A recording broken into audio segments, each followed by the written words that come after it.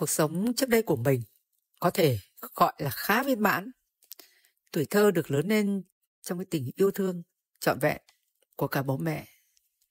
Khi trưởng thành, mình cũng may mắn có một cuộc sống hôn nhân hạnh phúc, gặp đúng người và xây dựng tình yêu dựa trên sự chân thành từ cả hai phía. Con cái ngoan ngoãn, vâng lời và luôn là cái niềm tự hào của vợ chồng mình. Mặc dù cũng không thể tránh khỏi được những tương tác trong gia đình khiến mình bí bách và tiêu cực. Nhưng vì tình yêu thương chồng con, mình luôn cố gắng nhẫn nhịn để giữ cho gia đình được vui vẻ, ấm êm. Cuộc sống cứ êm đềm trôi đi như thế, cho đến khi mình phải đối diện với một cú sốc lớn, đó là căn bệnh ung thư. Lúc đó mình hoàn toàn suy sụp, tâm trạng chìm trong sự buồn chán, bế tắc và rất sợ chết. Mình không hiểu được tại sao căn bệnh này lại đến với mình, dù mình đã luôn nỗ lực sống thật tốt. Xin chào quý vị và các bạn. Mình là Hòa, năm nay mình 62 tuổi, hiện đang sinh sống tại Hà Nội và làm việc ở trụ sở ngôi nhà Hai Chân Lý. Mình xin chia sẻ về bệnh ca vú của mình và hành trình vượt qua bằng tri thức Hai Chân Lý. Khi mình phát hiện thấy có cái khối u ở ngực, mình đã đến bệnh viện ca Quán Sứ để kiểm tra. Bác sĩ đã cho mình đi làm các xét nghiệm và tinh khiết khối u đó. Kết quả đã kết luận mình bị ung thư vú giai đoạn 2. Tâm lý của mình lúc này cũng không được tốt lắm.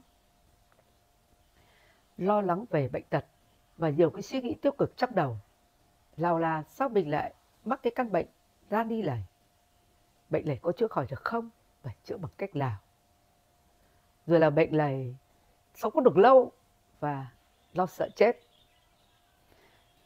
Mình luôn bị bí bách, suy nghĩ về bệnh tật, rồi buồn chán, phiền não lẩn quẩn bí bách trong tâm.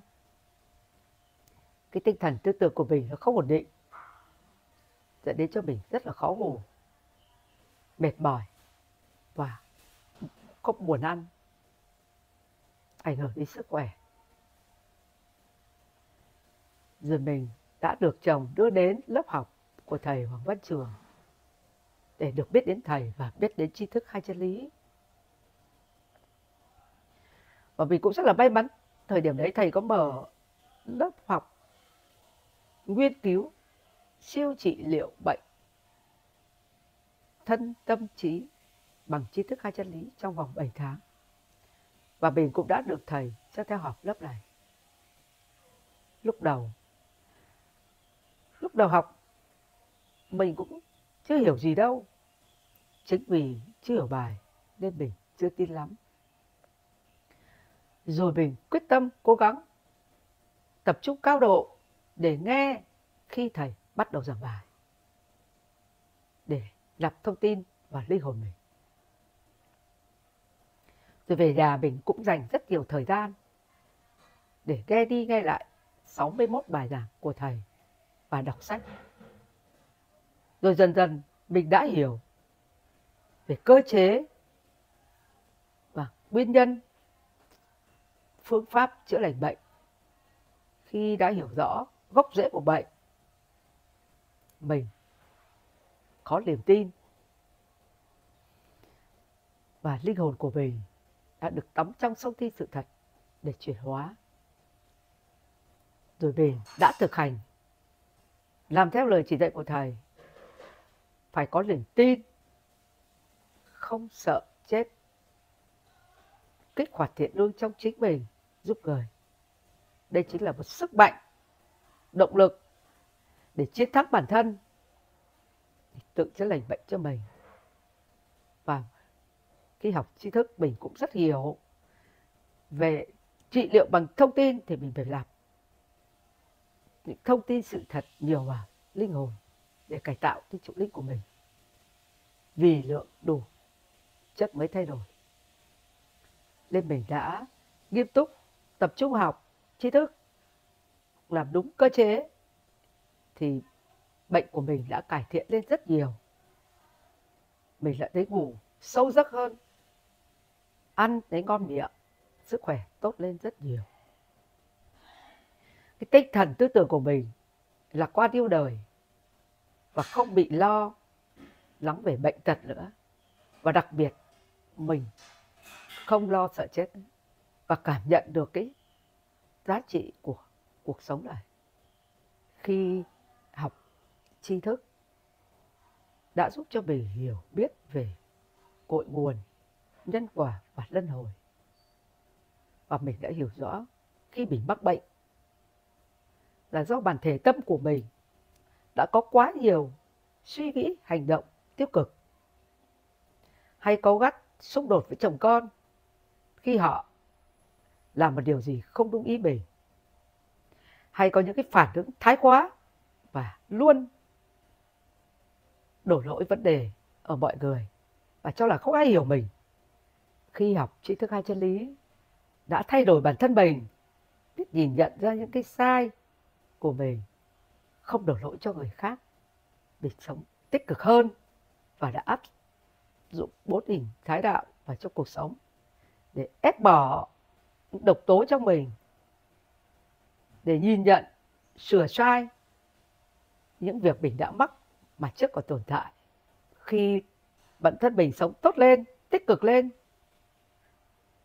thì mọi vấn đề về gia đình, người thân và công việc đã đều tốt lên rất là nhiều.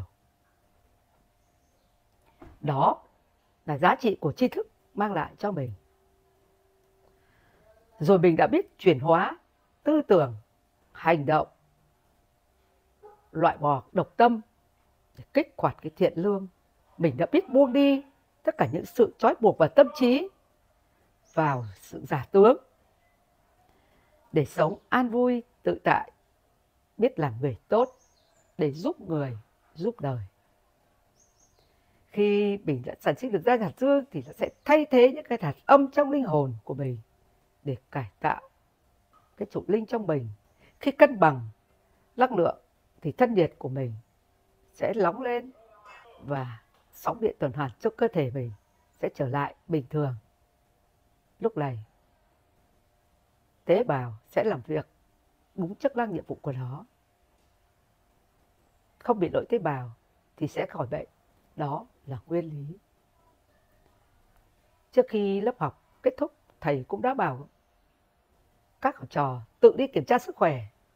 Mình và các bạn cùng học ở lớp đã vỡ hòa trong niềm vui hạnh phúc vì mọi người đã đều khỏi bệnh. Kết quả của mình, chỉ số ung thư trong máu đã hết, đã về vùng an toàn cho phép. Tất cả các cái nhân xơ tử cung của mình cũng đã thế hết. Thật là vi diệu. Mình phải biết làm người tốt.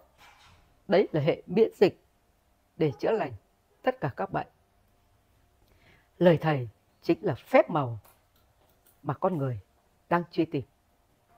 Qua chia sẻ trải nghiệm của mình để giúp cho các bạn và người thân, nếu mà mắc phải bất kỳ một bệnh gì thì hãy nên có niềm tin vào tri thức hai chân lý và YouTube kênh Auto Hoàng để tìm hiểu, xem, nghe bài, học và trải nghiệm thì sẽ giúp cho các bạn vượt qua được các bệnh tật và kiếp nạn khổ đau của mình.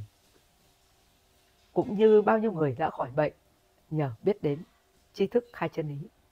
Ngoài ra, mình còn dùng một số phương pháp để hỗ trợ thất tướng, như uống bài nước gừng vào buổi sáng tầm 7 giờ đến 8 giờ, ăn uống, sinh hoạt, nghỉ ngơi sao cho khoa học để phù hợp với mình, rèn luyện thể dục, thể thao để nâng cao cái thể chất, để có một sức khỏe dẻo dai, bền vững. Xin gửi lời tri ân sâu sắc tới thầy Hoàng Văn Trường và vô cùng biết ơn thầy đã truyền dạy tri thức hai chân lý cho nhân loại.